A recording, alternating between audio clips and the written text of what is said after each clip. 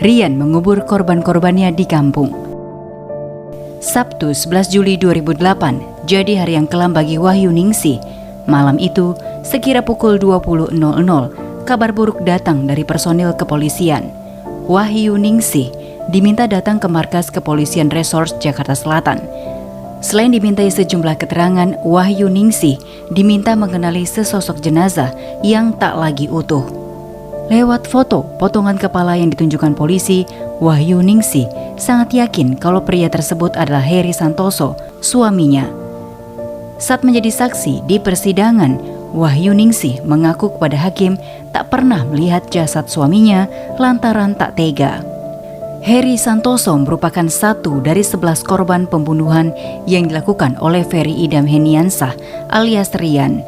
Belakangan ia dikenal sebagai Rian Jombang. Kata Jombang di belakang nama Rian merujuk pada tempat asalnya sekaligus lokasi aksi keji terhadap beberapa korbannya. Heri Santoso adalah seorang manajer penjualan di salah satu perusahaan swasta. Aksi pembunuhan keji terhadap Heri terungkap pada Juli 2008. 1 potongan tubuh dalam 2 tas dan kantong plastik ditemukan di dekat kebun binatang Ragunan, Jakarta Selatan.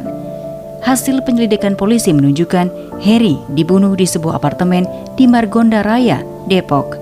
Polisi lantas menunjuk hidung Ferry Idam Heniansah sebagai pelakunya. Pelaku yang merupakan pria kelahiran Jombang tahun 1978. Rian merupakan orang yang disukai Heri. Meski mempunyai istri, Heri sesungguhnya adalah penyuka sesama jenis. Faktor cemburu disebut-sebut sebagai penyebab Rian membantai Heri Santoso tanpa rasa ampun. Sehari sebelum pembunuhan terjadi, Heri mendatangi Rian di apartemennya. Saat itu Heri melihat foto Noval, pacar Rian. Heri langsung tertarik dan langsung mengutarakan keinginannya kepada Rian untuk tidur bersama Noval. Hal inilah yang langsung memantik amarah dan api cemburu Rian.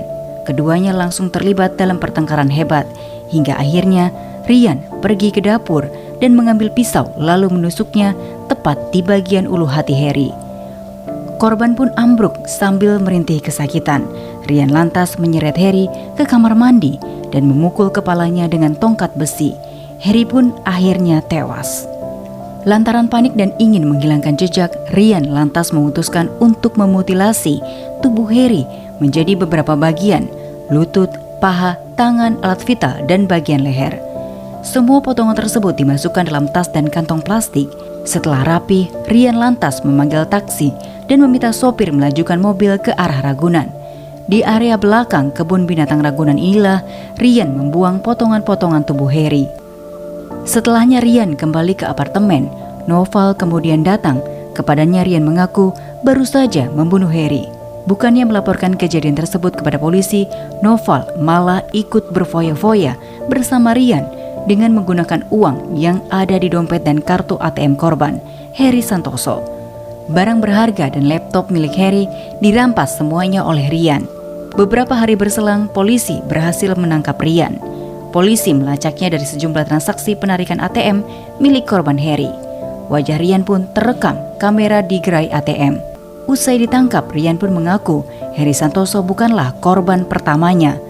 Setelah didesak penyidik, Rian mengaku telah mengakhiri hidup 10 orang lainnya. Jasad para korban Rian dikubur di belakang rumahnya di Jombang, Jawa Timur. Pembunuhan tersebut berlangsung dalam rentan tahun 2006-2008. Polisi langsung bergerak cepat. Penggeledahan pun dilakukan di rumah orang tua Rian di Jombang. Hampir semua sudut rumah ditelisik. Lantai dibongkar, dapur, halaman di bagian kiri dan kanan rumah, kamar mandi, septic tank, dan kamar pelaku. Sebanyak 7 saksi sempat diperiksa oleh polisi, salah satunya Budiono yang mengaku 3 kali disuruh tersangka Rian menggali lubang di pekarangan belakang. Pertama kali tahun 2006, 3 lokasi galian yang dibuat Budiono ternyata menjadi tempat Rian menguburkan salah satu korbannya. Saksi lainnya, Sumarto, mengaku pernah membuat kolam ikan di rumah orang tua Rian pada tahun 2004. Namun 2 tahun kemudian, kolam tersebut ditutup atas permintaan Rian dengan seizin Kasiatun, ibunda Rian. Selanjutnya ada saksi Sumarsono yang ikut diperiksa lantaran ikut mengangkut barang-barang dari rumah indekos yang ditempati Vincentius Yudi Priyono, salah satu korban Rian. Barang yang diangkut berupa kulkas, televisi, dan dispenser. Dari pencarian yang dilakukan polisi di area rumah orang tua Rian di Jombang, Jawa Timur, ditemukan sebanyak 10 jenazah korban pembunuhan.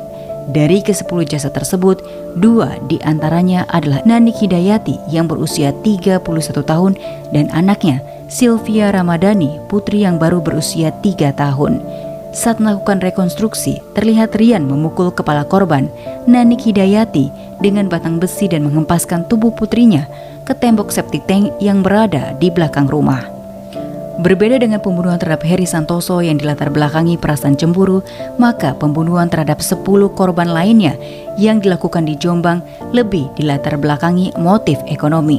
Polisi menyebut aksi pembunuhan yang dilakukan Rian di Jombang tak selalu berjalan mulus. Tercatat ada 3 korban yang sempat melakukan perlawanan.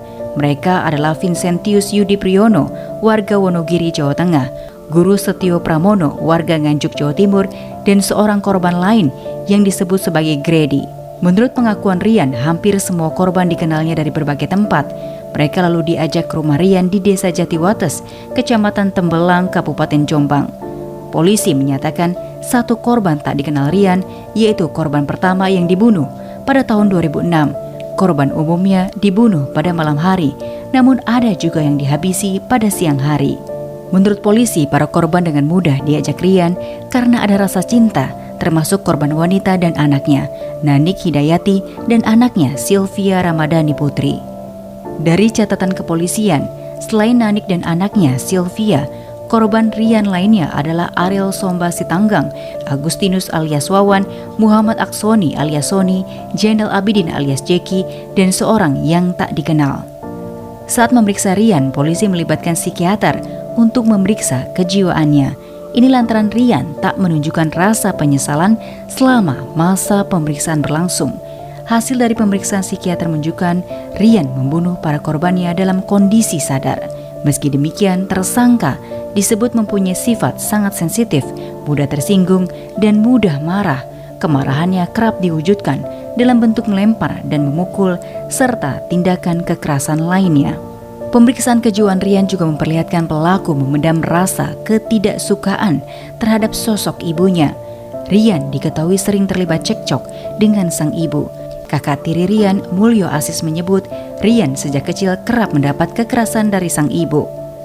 Sejak kecil Rian dikenal sebagai anak yang penurut dan mempunyai banyak prestasi di sekolahnya dan kerap mendapatkan juara kelas. Namun sejak masuk SMP, perilakunya mulai berubah, seperti senang berdandan dan menari, serta kerap bermain dengan anak perempuan seusianya. Kelainannya itu semakin menjadi setelah pria kelahiran Jombang, Jawa Timur 1978 silam duduk di bangku SMA. Pengadilan Negeri Depok pada 6 April 2009 menjatuhkan hukuman mati kepada Ferry Idam Heniansah alias Rian Jombang. Atas putusan tersebut, Rian mengajukan banding ke Pengadilan Tinggi Jawa Barat dan kasasi ke Mahkamah Agung. Hasilnya, 2 tingkat pengadilan yang lebih tinggi tersebut mengukuhkan putusan hukuman mati bagi Rian Jombang. 11 tahun sejak putusan mati dijatuhkan, kini Rian Jombang mendekam di Lapas Kelas 1 Cirebon, Jawa Barat, menunggu saat eksekusi mati diberlakukan terhadap dirinya.